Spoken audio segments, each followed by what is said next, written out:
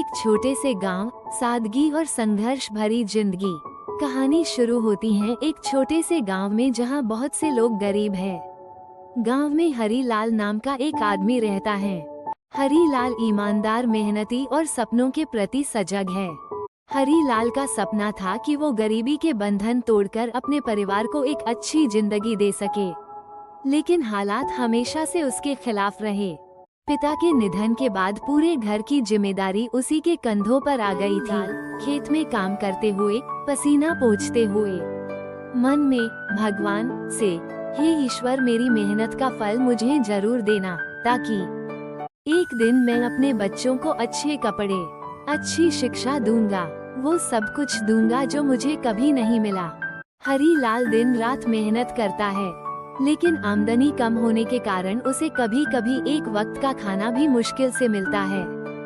एक दिन हरी लाल के गांव में शहर से एक बिजनेसमैन आता है। बिजनेसमैन का नाम रमेश है, जो खेती से जुड़े प्रोडक्ट खरीदने और उन्हें शहर में बेचने का काम करता है।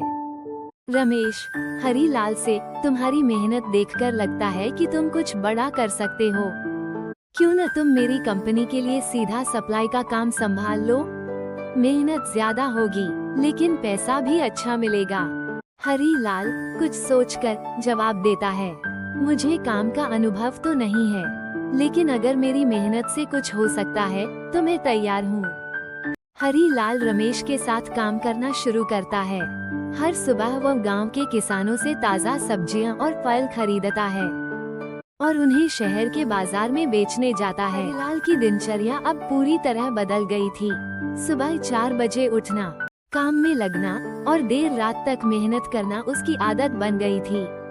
कई बार थकान से उसका शरीर जवाब दे देता, पर उसका हौसला नहीं। गांव में हरी लाल की मेहनत के चर्चे फैलने लगते हैं। लोग उसे प्रेरणा की नजर से देखने लगते हैं। एक दिन रमेश उसे एक बड़ा प्रोजेक्ट देता है, जहां उसे अपने गांव के किसानों से और अधिक माल इकट्ठा कर शहर में बेचने का मौका मिलता है।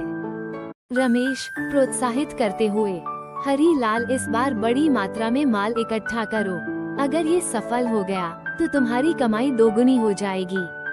हरी लाल भगवान का नाम लेकर, हे भोलेनाथ, मुझ पे कृपा करना ताकि मैं अपने काम में सफल रहूं।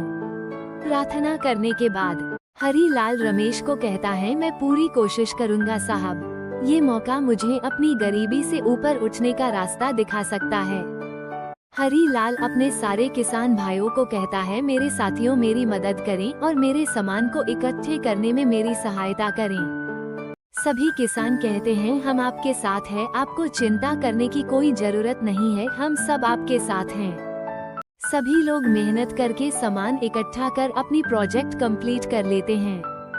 हरी लाल का प्रोजेक्ट सफल होता है और उसकी कमाई पहले से बहुत अधिक हो जाती है। वो अपने परिवार को खुशहाल जीवन देने का सपना साकार होते देखता है। हरी लाल अपनी पत्नी से कहता है, देखो, हमारी मेहनत रंग लाई, अब हमारे बच्चे अच्छे स्कूल में पढ़ेंगे और हमें किसी के आगे हाथ नहीं फैलाना पड़ेगा। पत्नी के आंखों में खुशी के आंसू थे। मैंने कभी सोचा नहीं था कि हमारे भी अच्छे दिन आएंगे। तुमने हमें गरीबी से बाहर निकलने की हर संभव कोशिश की। हरी लाल पत्नी को कहता है, तुम्हारा साथ ना मिला होता तो ये कार्य कभी संभव नहीं होता। हरी लाल अब गांव के सभी किसानों के लिए एक प्रेरणा बन गया था। उसने दिखा दिया था कि मेहनत और लगन से गरीबी के जाल को तोड़ा जा सकता है। अब वो रमेश के साथ एक पार्टनर के रूप में काम कर रहा है और गांव में एक छोटा कोल्ड स्टोरेज बनवाने की योजना बना रहा है, ताकि किसानों की फसल को सुरक्षित रखा जा सके। गांव में एक सभा होती है, जहां सभी गांव वाले हरी लाल को सम्मानित करने का निर्णय लेते हैं। गांव का मुखिया हरी लाल की ओर देखते हुए, हरी लाल, तुमने न सिर्फ अपनी बल्कि हमारे पूरे गांव की स्थिति को बेहतर बनाने का काम किया है। तुमने हमें दिखा दिया कि मेहनत करने से कुछ भी असंभव नहीं। हरी लाल भावुक होकर, ये सब अकेले मैं नहीं कर सकता था, आप सभी का सहयोग और समर्थन हमेशा मेरे साथ रहा है। मैंने तो बस अपनी मेहनत और अपने सपनों को पूरा करने का हौसला रखा। सब लोग तालियों से स्वागत करते हैं। समय बीतता गया और अब हरी लाल अपने गांव का एक प्रतिष्ठित व्यापारी बन चुका था। उसका कोल्ड स्टोरेज अब गांव के किसानों के लिए वरदान बन चुका था।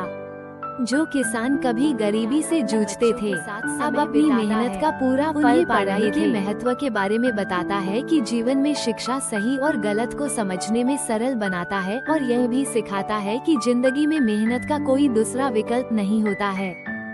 हरी लाल बेटे से कहता है कि बेटा, याद रखना कि अगर मेहनत सच्ची हो तो ईश्वर भी हमारे साथ होता है।